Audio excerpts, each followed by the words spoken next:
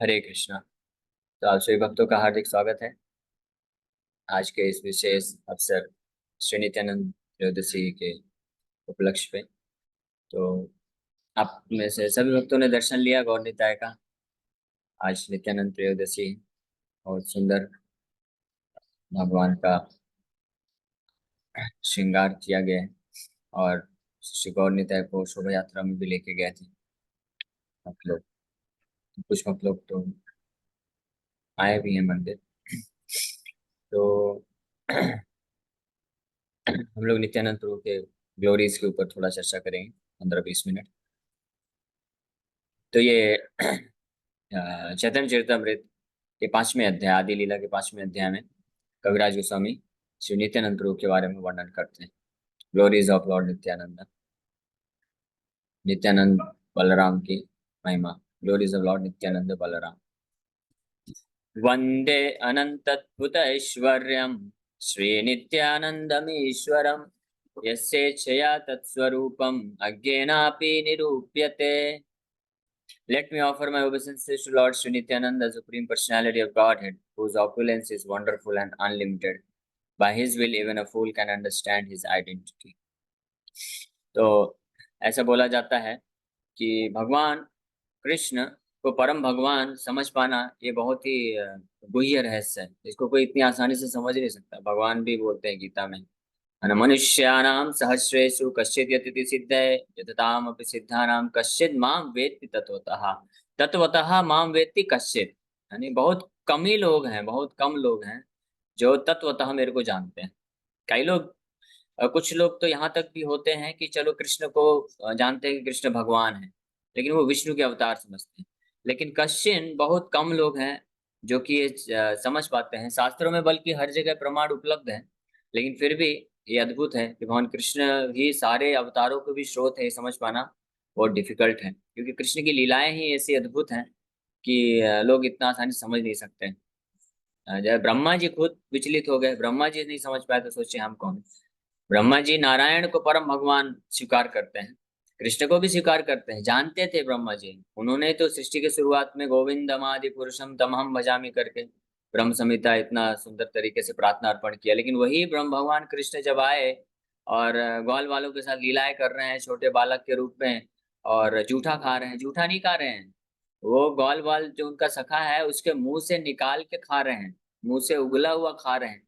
तो ब्रह्मा जी ये जैसे देखे तो उनके चारों सिर चकरा गए। वो सोचे ऐसा कैसे हो सकता है, ये भगवान कैसे हो सकता है। भगवान तो नारायण है, नारायण तो इतना शुद्ध ब्राह्मण, इतने मंत्रोच्चारण करके भोग लगाते, उसमें भी कोई गारंटी नहीं भगवान नारायण ने स्वीकार किया कि नहीं किया। यहाँ पे ये तो कृष्ण ग्वाल वाल के अपने सखा के मुंह से निकाल के खा रहे हैं। तो ब्रह्मा जी भी भ्रमित हो गए। फिर भगवान ने उनके भ्रम को, मोहर को तोड़ा और दिखाया कि मैं कौन हूँ। भगवान अपने करोड़ों करोड़ों विष्णु रूप में प्रकट कर दिया अपने आप, मतलब अपने ही शरीर से करोड़ों विष्णु निकाल दिए। सारे ग्वाल वाल बछड़े के रूप में भगवान प्रकट हो गए 1 साल तक। और जब ब्रह्मा जी वापस आए, देखे तो ब्रह्मा जी, भगवान कृष्ण उनके ऊपर कृपा करके उनको दिखाते हैं, दर्शन देते हैं कि चारों तरफ करोड़ों करोड़ों भगवान नारायण खड़े हैं और बीच में कृष्ण है, ये कृष्ण के ही विस्तार है नारायण। ये अद्भुत दृश्य ब्रह्मा जी देख करके आश्चर्यचकित हो जाते हैं। और न केवल नारायण, करोड़ों नारायण देखते हैं, ब्रह्मा जी देखते हैं कि करोड़ों नारायण हैं और एक एक नारायण के आसपास इर्द गिर्द ब्रह्मा जी, शिव, इंद्र, चंद्र, वरुण और अन्य सनक सनातन सब लोग उनको गुणगान कर रहे हैं, ऑफर कर रहे हैं प्रेयर्स। इस प्रकार से अद्भुत दृश्य देखकर ब्रह्मा जी जो है पूरी तरह से मिस्टिफाइड हो गए।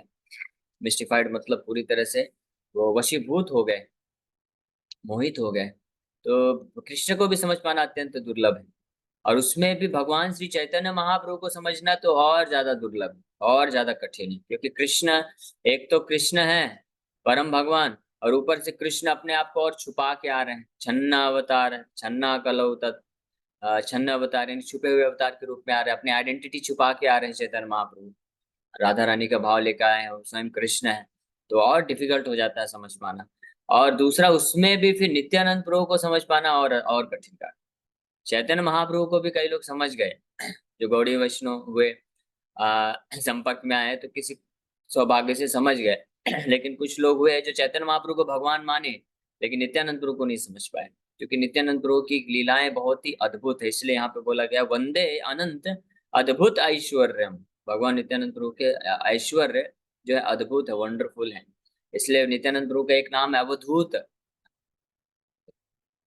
श्याम भट्टाचार्य 12 नाम चैतन्य महाप्रभु के बताते हैं, 12 नाम नित्यानंद प्रभु के बताते हैं। और ये आशीर्वाद दिया गया है कि जो भी भक्त ब्रह्म मुहूर्त के समय में 12 नाम चैतन्य महाप्रभु के और 12 नाम नित्यानंद प्रभु के रिसाइट करेंगे तो हर दिन, तो निश्चित रूप में वो कृष्ण प्रेम, शुद्ध ब्रज का कृष्ण प्रेम प्राप्त कर लेंगे। इसलिए रिसाइट करना चाहिए, जैसे सो के उठे तुरंत ये नाम रिसाइट करना चाहिए। 6 साढ़े 6 बजे ऐसे कर सकते हैं, 4:30 के बाद। चैतन्य कृष्ण चैतन्यो गौरांगो द्विजनायका यतीनां दण्डिनां शैवान्यासिनां च शिरोमणि रक्तांबरधरः श्रीमान् नवद्वीप सुधाकरा प्रेम भक्ति प्रदशैव श्री सचिनंदनस्तथा। ये 12 नाम है नित्य श्री चैतन्य महाप्रभु के, और नित्यानंद प्रभु के भी 12 नाम है, जिसका स्मरण करना चाहिए हमेशा ब्रह्म मुहूर्त के टाइम में। नित्यानंदु अवधूतेन्दुर् वसुधा प्राणवल्लभा जानवी जीवितापति कृष्ण प्रेम प्रदा प्रभु पद्मावती सुतः श्रीमान् सचिनंदन पूर्वजा भावोन्मत्तो जगत्राता रक्त गौर कलेवरा। ये 12 नाम नित्यानंद प्रभु के। तो इन 24 नामों को जो ब्रह्म मुहूर्त के समय में रिसाइट करेगा तो निश्चित रूप में कृष्ण प्रेम जो है दौड़ दौड़ के उसके पीछे भाग भाग के आएगा, है ना। वो कितना भी बचने का प्रयास करेगा वो बच नहीं सकेगा। इसका लिंक शेयर करने को बोल रहे हैं, तो आप इसको जस्ट टाइप कर सकते हैं, 12 names of lord Gauranga, lord Chaitanya Mahaprabhu and 12 names of lord Nityananda Prabhu. मैं भी एक क्लास के बाद में शेयर कर दूंगा, तो आपको मिल जाएगा, ये अवेलेबल हो जाएगा। गूगल में आप सर्च करेंगे 12 नाम चैतन्य महाप्रभु के, 12 नाम नित्यानंद प्रभु के। तो इसमें एक नाम जो आता है नित्यानंद प्रभु का, नित्यानंद अवधूतेन्दुर, अवधूत है। अवधूत का मतलब होता है जो सारे वैदिक रूल्स रेगुलेशन के परे हैं, जिन पे कोई वैदिक नियम कानून कार्य नहीं करता है। तो ऐसी लीलाएं हैं। भगवान कृष्ण आए, उन्होंने माधुर्य रस प्रकाशित किया, और उन्होंने जो है भगवान कृष्ण की भी जो मधुरता है, लीलाएं हैं, वो भी वैदिक नियम कानून के परे हैं, हम उनको बांध नहीं सकते हैं। और ये जो वैदिक नियम कानून है, ये हमारे जैसे बद्ध जीवों के लिए संसार में, शुद्ध भक्तों के लिए भी एप्लीकेबल नहीं है। तो भगवान तो पूरी तरह से परे है, लेकिन फिर भी कृष्ण कई जगह पे मर्यादा के साथ कार्य किए, और चैतन्य महाप्रभु भी पूरा मर्यादा पालन किए। संन्यास लिए तो संन्यास धर्म का अच्छे से पालन किए, गृहस्थ थे जब तो गृहस्थ धर्म का अच्छे से पालन किए। लेकिन नित्यानंद प्रभु के बारे में वो पूरी तरह से अवधूत है। अवधूत, अवधूत शिरोमणि बोलते हैं। अवधूत का मतलब होता है जो किसी भी प्रकार के नियम कानून से बंधा नहीं है, पूरी तरह से मुक्त पुरुष है। नियम कानून उसको कोई फर्क नहीं पड़ता है। तो नित्यानंद प्रभु इस प्रकार से कभी सन्यासी के वेश में घूमते थे, और कभी बहुत सारा ड्रेसिंग पहन के, ज्वेलरी पहन के, ऐसे प्रमत्त उन्मादवत घूमते रहते थे, और उनको खुद को होश नहीं रहता था कृष्ण प्रेम में। हमेशा उनकी जो आंखें हैं हमेशा लाल रहती थी, और अश्रुधारा बहती रहती थी, और शरीर में रोमांच कंपा शुतरंग भाजो वंदे गुरु श्री चरणारविंद। तो इस प्रकार से अष्ट सात्विक विकार पैदा हो रहे हैं, और ऐसी स्थिति में हमेशा, ऑलमोस्ट हमेशा इस स्थिति में वो रहते थे। और यही कारण है कि उनके संपर्क में कोई भी आता था तो बिना किसी उसके क्वालिफिकेशन के, बिना किसी उसके वो रिसेप्टिव है या अनरिसेप्टिव है, वो कृष्ण प्रेम प्राप्त कर लेता था। यहाँ तक कि जगाई मधाई ने तो मार दिया था, मधाई ने मारा था नित्यानंद प्रभु को। फिर भी नित्यानंद प्रभु क्योंकि कृष्ण प्रेम में पूरी तरह से उन्माद में थे, तो उनको कोई फर्क ही नहीं पड़ा। खून बह रहा है लेकिन फिर भी कोई फर्क नहीं पड़ा, और फिर भी मधाई का उद्धार करना चाहते हैं।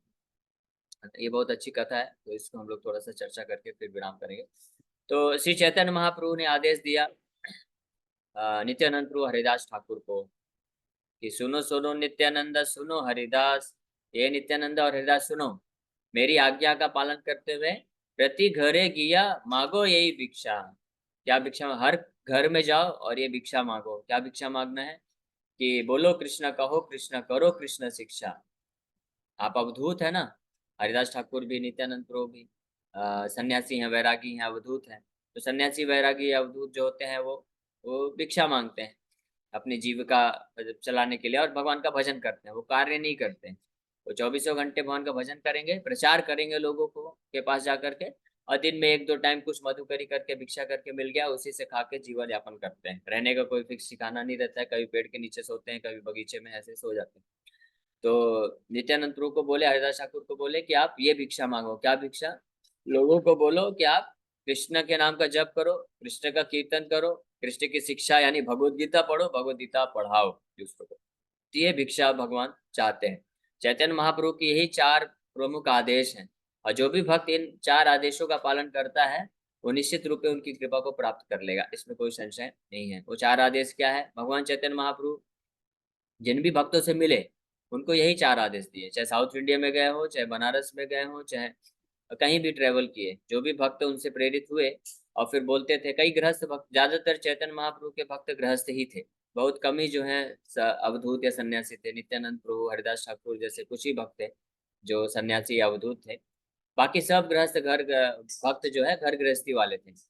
तो घर गृहस्थी वाले भक्त जब चैतन्य महाप्रभु उनके पास जाते थे, उनको प्रचार करते थे, इतना प्रेरित हो जाते थे, वो सब कुछ छोड़ के महाप्रभु के साथ साथ जाना चाहते थे। लेकिन चैतन्य महाप्रभु किसी को साथ में नहीं ले जाते।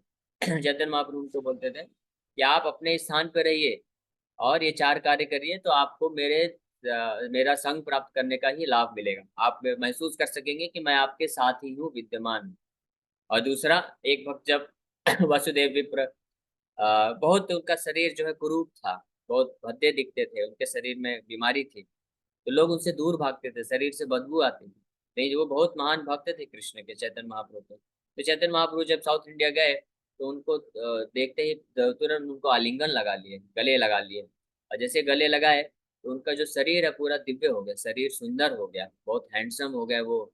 और जैसे देवताओं गंधर्वों के शरीर से खुशबू आती है बहुत अच्छी, अगुरु की, उस प्रकार से अच्छा पद्म गंध आने लग गया, स्मेल आने लग गया अच्छा। और तो इतने सुंदर और इतने अद्भुत ऐश्वर्य प्राप्त कर लिए, तो वो बोले कि महाप्रभु अब मैं माया में फंस जाऊंगा, क्योंकि आपने मुझे इतना सुंदर शरीर दे दिया है, तो माया से बचने के लिए मैं आपके साथ साथ ही रहना चाहता हूँ। तो महाप्रभु वहां पे भी ये चीज बोलते हैं कि अगर आप ये 4 चीज करेंगे तो माया आपको नहीं पकड़ पाएगी कभी, और साथ ही साथ आप हमेशा मेरी उपस्थिति को महसूस कर सकेंगे, आप मेरे साथ ही रहोगे। वो 4 चीज क्या है आप लोग जानना चाहते हैं? तो आप में से जो भी भक्त ये इच्छा रखते हैं कि भगवान हमारे साथ हमेशा रहें, श्री चैतन्य स्पेशली गौर निताय श्री चैतन्य महाप्रभु नित्यानंद प्रभु हमारे साथ हमेशा रहें, हमारे हृदय में रहें, उनकी उपस्थिति हम हमेशा फील कर सके अपनी चेतना में, और साथ ही साथ हम हमेशा माया से बच के रहें। तो ये 4 चीज करिए। क्या है? चैतन्य महाप्रभु बोलते हैं कि सदा निरंतर हरे कृष्ण महामंत्र का जप करिए। ये महत्वपूर्ण है, निरंतर। निरंतर मतलब अंतर नहीं होना चाहिए, यानी गैप नहीं। सदैव कृष्ण के नाम का स्मरण करिए, जागते सोते खाते उठते बैठते। महाप्रभु बोलते हैं, चैतन्य भागवत में आता है प्रसंग, जब संन्यास लेके महाप्रभु जा रहे हैं नवदीप धाम छोड़ के जगन्नाथपुरी वृंदावन जाने का प्लान कर रहे थे। तो फिर बाद में चेंज कर दिया, फिर जगन्नाथपुरी गए। तो महाप्रभु बोलते हैं कि यदि आपको मेरे प्रति स्नेह है, सारे नवदीप वासी बहुत रो रहे थे, विलाप कर रहे थे, नहीं छोड़ना चाहते थे, तो आपको यदि मेरे प्रति इतना स्नेह है तो आप मेरे को प्रसन्न करने के लिए, मैं उसी से प्रसन्न होऊंगा जो सदैव हर परिस्थिति में भगवान के नाम का जप करेगा। तो खैर हम लोग तो अभी प्रयास कर रहे हैं, और आप सबके सहाय सहयोग से और वीर कृष्ण प्रभु जी के प्रेरणा से एटलीस्ट हम लोग अभी महाप्रभु के उतने स्टैंडर्ड पे नहीं पहुंचे हैं, लेकिन हम लोग हर एकादशी कर पा रहे हैं। हर एकादशी आप में से कई भक्त है, बहुत ये खुशी है जान के होती है कि करीब 41-42 भक्त लोग 64 माला या उससे ज्यादा किए। तो जो 64 माला कर रहा है, 100 माला कर रहा है, 150 माला कर रहा है, इसका मतलब वो निरंतर हो गया। निरंतर का मतलब है कि आप यार ऑलमोस्ट जितना समय जग रहे हैं तब जप कर रहे हैं, और रात्रि को फिर जब सो रहे हैं तो उस समय भी कृष्ण चेतना ही रहेगी। जब शुद्ध कृष्ण चेतना हो जाएगी तो रात्रि में सोते वक्त भी वास्तव में भगवान के नाम का स्मरण आएगा, या भगवान जो है आएंगे, सेवा स्वीकार करेंगे। तो इस प्रकार से भगवान निरंतर कृष्ण के नाम का जप करो, ये चैतन्य महाप्रभु इंस्ट्रक्शन दिए। और दूसरों को चैंट हरे कृष्णा, स्प्रेड हरे कृष्णा। दूसरा क्या बोले कि दूसरों को हरे कृष्णा जप करने के लिए प्रेरित करो, ये दूसरा कार्य। और तीसरा, read Bhagavad Gita and preach Bhagavad Gita. Bhagavad Gita Krishna कथा, यानी भगवत गीता एंड भागवत दोनों चीज हो गया, कि भगवत गीता और भागवत को पढ़ो और ये दूसरों को गीता और भागवत की शिक्षा प्रदान करो। आप में से कोई सोचेंगे ठीक है, हम हरे कृष्णा जप करते हैं, दूसरों को हरे कृष्णा जप के लिए प्रेरित करते हैं। हम गीता भागवत सुनते भी हैं और पढ़ते भी हैं, सुनना भी वही सेम चीज हो गया, पढ़ना श्रवण करना। और सुनते और पढ़ते भी हैं, लेकिन हम चौथा कैसे करें? हम कैसे बताएं गीता भागवत? लेकिन आप बता सकते हैं, या आप लोग जोड़ सकते हैं, है ना?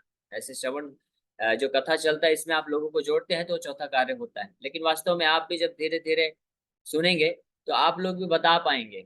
जो जितना ध्यान पूर्वक सुनेगा, इसमें कोई योग्यता की आवश्यकता नहीं है, कोई क्वालिफिकेशन की आवश्यकता नहीं है, कोई स्त्री है पुरुष है, बहुत बुद्धिमान है मूर्ख है, इससे कोई फर्क नहीं पड़ता है।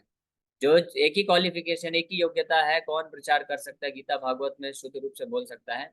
जिसने सुना है ध्यान पूर्वक अपने आचार्यों से, तो वो शुद्ध रूप में बोल सकता है। प्रभुपाद जी बोलते हैं, this is my only qualification, कि मेरा मेरा ये केवल एक ही योग्यता है कि मैं सुनता था ध्यान पूर्वक अपने गुरु महाराज को। इसलिए भक्तिदास महाराज जी रिमार्क करते हैं और बोलते हैं, क्योंकि अभय चरण बाबू सुनते हैं ध्यान पूर्वक, एक दिन वो बहुत विग्रेसली प्रचार करेंगे। मतलब कि जब भक्तिदास महाराज जी लेक्चर देते थे तो प्रभुपाद जी छोड़ के जाते नहीं थे, वो बैठे रहते थे। और भक्तिदास महाराज जी घंटों घंटों लेक्चर देते थे, कई बार 3 3 4 4 घंटे स्ट्रेच में लेक्चर देते थे। और प्रभुपाद जी सुनते थे बैठ के ध्यान पूर्वक पूरा, अपने कान को खोल के मुंह नहीं चलाते थे, उस वक्त सुनते थे मात्र, और कोई कार्य नहीं करते थे। और यही कारण है कि कालांतर में कुछ समय पश्चात जब प्रचार में मौका मिला, तो प्रभुपाद जी इतना भयानक तरीके से प्रचार किए। आप प्रभुपाद जी के लेक्चर सुनिए, ले धनाधन, ऐसा लगता है कि जैसे पूरा अमृत की बारिश हो रही है। भगवान खुद उनके हृदय में बैठ करके बोलते जा रहे हैं, बोलते जा रहे हैं, कहाँ कहाँ से क्या क्या श्लोक कोट करके, और कैसे कैसे, केवल श्लोक ही नहीं, केवल ऐसा नहीं कि स्कॉलर विद्वता बस रूप में, इतने सुंदर तरीके से साक्षात्कार को प्रदान करते हैं, लॉजिक दे करके, उदाहरण दे करके, रीजंस दे करके। बड़े बड़े साइंटिस्ट, वैज्ञानिक, फिलोसोफर, पोएट, कोई भी आ जाए, कोई फर्क नहीं पड़ता। शास्त्र से चर्चा करना, शास्त्र पे देंगे। विज्ञान के दृष्टिकोण से करना, विज्ञान के दृष्टिकोण से करेंगे।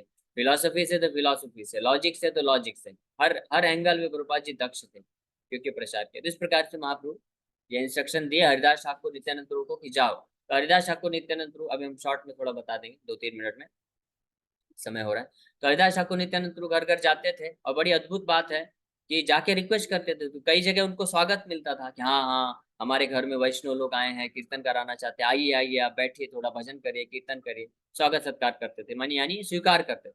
कुछ जगह पे लोग डाउट करते थे, बोलते थे ये दोनों ना, ये दोनों चोर हैं, नित्यानंद प्रभु, हरिदास ठाकुर, ये दोनों चोर हैं। दिन में हमारे घर में आए हैं, घुसे हैं, पहले पूरा देख के जाएंगे, स्कैनिंग करके जाएंगे, और रात में आके चोरी करेंगे। इस प्रकार से कुछ लोग नेग्लेक्ट करते थे। लेकिन वो नित्यानंद प्रभु, हरिदास ठाकुर उनको भी रिक्वेस्ट करते थे कि आप हरे कृष्णा तो बोलो, ठीक है हम चोर हैं, हरे कृष्णा बोलो और हम फिर जाते हैं। तो हरे कृष्णा उनको बुलवाते थे। कोई बोलता था नहीं नहीं, हम नहीं अभी जप करेंगे, हमारे पास बहुत सारा काम है, हमको काम धंधा नहीं है कि आप जैसे थोड़ी ना है निठल्ले बैठे हुए हैं, हमारे पास कपड़ा धोना है, गाय भैंस को चारा खिलाना है, ये करना वो करना। तो नित्यानंद प्रभु बोलते थे कि एक काम करिए, आप बैठ के जप करिए, आपका कपड़ा मैं धोता हूँ, आपके गाय भैंस को चारा मैं खिलाता हूँ, मैं पूरा काम करता हूँ, आप कपड़ा धो, आप बैठ के जप करिए। इस तरह से करते थे। और कुछ लोग इतने होते थे कि पूरा निंदा करते थे, पूरा निरादर करते थे कि तुम लोग ढोंगी लोग, पाखंडी लोग, फिर से आ गए, हरे हरे कृष्णा, चलो भागो इधर से। तो जब इस प्रकार से बोलते थे, सोचिए नित्यानंद प्रभु कौन है? बलराम है। जो बलराम थोड़ा सा रोमहर्षण छूता ने जो है बस व्यासासन से उठे नहीं थे, तो इतना अपमान उन्होंने कर दिया था, तो उसके लिए बलराम जी ने उनको मृत्यु दंड दे दिया। और यहाँ पे तो लोग निरादर कर रहे हैं नित्यानंद प्रभु का, लेकिन फिर भी नित्यानंद प्रभु उनको कुछ क्रोध नहीं करते हैं। नित्यानंद प्रभु क्या करते हैं, वो पूरा लेट जाते हैं धरती में, उनके चरणों को पकड़ लेते हैं। और इतना उनका शरीर जो है 7 फुट से ऊपर शरीर है, और बहुत लंबे चौड़े हैं, पूरे स्वर्ण गौरांग वर्ण के हैं। और जिस तरह से लेट जाते थे, ऐसा लगता था कि सोने का पहाड़ नीचे गिर पड़ा है, ऐसा प्रतीत होता था। और लेट करके तब तक नहीं उठते थे उसको प्रातः की, जब तक वो हरे कृष्ण मंत्र जप करने के लिए तैयार नहीं हो जाता। तो इस प्रकार से हरे कृष्ण मंत्र वो जप करता ही था। तो ऑफकोर्स हम लोग तो इस स्थिति पे नहीं कर सकते हैं। भगवान नित्यानंद प्रभु, वो तो आदर्श ऐसा उदाहरण प्रस्तुत किया कि कैसे प्रचार करना है, क्या भाव होना चाहिए, कि लोग स्वीकार करें, सत्कार करें तो अच्छी बात है, नहीं करे, जूता मारे, लात मारे, फिर भी हमको विनम्रता पूर्वक, हम लड़ाई नहीं कर सकते। देखिए प्रचारक के लिए एक बहुत महत्वपूर्ण शिक्षा है नित्यानंद प्रभु के जीवन चरित्र से मिलती है कि जो प्रचारक है वो लड़ाई नहीं कर सकता है। वो उसको हमेशा, विशेष रूप से इस कलयुग में, हमको विनम्रता पूर्वक लोगों को बस रिक्वेस्ट ही करना है। हम लॉजिक दे सकते हैं, उनको प्रेरित करने के लिए कई बार हमको बोलना पड़ता है ना? लेकिन नए लोग को स्पेशली, अभी जैसे जो भक्त बन गए लेकिन वो लोग कई बार आलस करते हैं, तो अलग केस है, उनको फिर कई बार डांटना भी पड़ता है, उनको थोड़ा सा पुश भी करना पड़ता है, तो वो एक डिफरेंट डिफरेंट केस है, वो अलग केस है। लेकिन जब हम नए लोग को बिल्कुल जोड़ते हैं तो कई बार वो लोग नहीं मानेंगे, कई बार बहुत सारा आर्गुमेंट करेंगे, तो उनको सहन करके उनको प्रेम पूर्वक लॉजिक से वो करना चाहिए। तो इस प्रकार से नित्यानंद प्रभु हरिदास ठाकुर ऐसे ऐसे जाते थे। और एक समय पे वो आए रास्ते में चलते चलते कि दो बिल्कुल मदमस्त है शराब के नशे में, और शराब पीते पीते लुढ़कते लुढ़कते चल रहे हैं चारों तरफ रोड के। और उनको दूर से जाते देख करके सारे जितने भी नवद्वीप वासी सब अपना अपना रास्ता छोड़ के भाग गए। तो नित्यानंद प्रभु हरिदास ठाकुर पूछे वो कौन है, तो बताए उनका पूरा हिस्ट्री बताए, और बताए वो बहुत खुखार हैं, उनके पास आप मत जाना, वो लोग मार सकते हैं, आपका मर्डर कर सकते हैं, वो इतने खुखार है, वो हर प्रकार का पाप करते हैं, नशा करते हैं, मांसाहार करते हैं, अवैध संबंध करते हैं, सब कुछ करते हैं। हालांकि वो ब्राह्मण परिवार से थे, लेकिन गलत संगति में आने के कारण पूरी तरह से बिगड़ गए हैं। तो नित्यानंद प्रभु हरिदास ठाकुर तो बोलते हैं नहीं नहीं, एक काम करो, इनको छोड़ दो, बहुत सारे पब्लिक है, करोड़ों लोग हैं, उनको हम प्रचार कर लेंगे। इन लोग को छोड़ दो, दो लोग को प्रचार नहीं करेंगे तो कोई नुकसान नहीं होगा। नित्यानंद प्रभु बोले नहीं, इन दोनों को अगर भक्त बना देंगे तो चैतन्य महाप्रभु का नाम पूरे पूरा विख्यात हो जाएगा, है ना। तो नित्यानंद प्रभु डिटरमाइंड हो गया, हरिदास ठाकुर थोड़ा सा डर डर के उनके साथ तो चल रहे हैं, देखते हैं चलो भाई, अब निताई जो है करना चाहते हैं तो चलो। तो गए दोनों, पास में आ गए, तो इन दोनों को देख करके वो बिल्कुल आंखें उनकी लाल हो गई, यानी वैष्णव और साधुओं को देख करके बिल्कुल देखने मात्र से उनकी आंखें लाल हो जाती थी। तो नित्यानंद प्रभु बोले कि आपसे अनुरोध है कि आप लोग हरे कृष्णा बोलिए। तो वो लोग तो पहले कुछ रिप्लाई नहीं दिए, नेग्लेक्ट किए, फिर बोले हरे कृष्णा बोलिए। तो वो लेक दौड़े बिल्कुल कि हरे कृष्णा बोलिए, इधर आ, रुक, तू अभी सिखाते हैं तेरे को हरे कृष्णा क्या होता है। और दोनों लेके दौड़े दोनों के तरफ, और नित्यानंद तो हरिदास ठाकुर जान बचा के वहां से भागने लग गए, और जोर से भाग रहे भाग रहे भाग रहे। अब हरिदास ठाकुर तो काफी उम्र हो गया था उनका, वो काफी सीनियर थे ना, नित्यानंद गुरु तो जवान है, तो भाग रहे हैं। हरिदास ठाकुर बोले कि कहाँ फंस गया इसके चक्कर में, अवधूत के चक्कर में आज मेरा भी जो है पिटाई हो जाता। महाप्रभु के पास गया, पूरा वार्तालाप सुनाया, ऐसा ऐसा ऐसा ऐसा हो गया है। तो महाप्रभु बोले ठीक है आप लोग इसको अभी ज्यादा इसमें मत आप उसमें घुसो। लेकिन नित्यानंद प्रभु डिसाइड किए नहीं, इनको भक्त बनाना ही है। फिर अगले दिन फिर से गए, मैं शॉर्ट में बता रहा हूँ, अभी टाइम हो रहा है। तो अगले दिन फिर से गए नित्यानंद तो हरिदास ठाकुर, और इस बार जब दूसरे दिन उन दोनों ने देखा, जगाई मधाई ने, कि नित्यानंद तो हरिदास ठाकुर फिर से आ गए हैं और फिर से बोल रहे हैं हरिनाम के लिए। तो मधाई ने जो मटके में पी रहा था शराब, उसी मटके को फोड़ता है और ले मारता है, बिल्कुल नित्यानंद प्रभु के सीधे माथे में मार देता है। माथे में जैसे लगता है खून की धारा बहने लग जाती है। और जैसे ही ये, आसपास लोग देख ही रहे थे दूर से खड़े होकर के तमाशा, तो उसमें से कुछ लोग जो साधु थे वो बड़ा अफसोस कर रहे थे, प्रायश्चित कर रहे थे, अरे ये कैसे हैं साधु बेचारे, इनको मार दिया। और कुछ लोग जो ढोंगी ब्राह्मण थे, सिस्मात ब्राह्मण थे, वो बहुत बड़े थे, खूब हरे कृष्णा करवाते हो ना, अब लो लो लो, मजा चखो मजा चखो, इस प्रकार से अलग अलग लोग कर रहे थे। तो कुछ लोग जाके चैतन्य महाप्रभु को बताया, चैतन्य महाप्रभु ने जैसे सुना कि जगाई मधाई ने मार दिया है नित्यानंद प्रभु को, बहुत क्रोधित हो गए, वहां से तुरंत भाग के आए और अपना सीधे सुदर्शन आह्वान कर लिए, सुदर्शन चक्र बुला ही लिए, और दोनों का वध करने ही वाले थे। नित्यानंद प्रभु ने उनको चरणों को पकड़ लिया, बोले कि आप हम इस अवतार में वध करने के लिए नहीं आए हैं, आप सुदर्शन चक्र मत चलाइए, है ना, इस अवतार, ये हमारा अवतार वध करने के लिए नहीं आया है, नहीं हुआ है। तो फिर नित्यानंद, फिर भी महाप्रभु क्रोधित हो रहे हैं, महाप्रभु का गुस्सा शांत नहीं हो रहा है। तो फिर नित्यानंद प्रभु विचार करते हैं कि कैसे गुणगान करना पड़ेगा।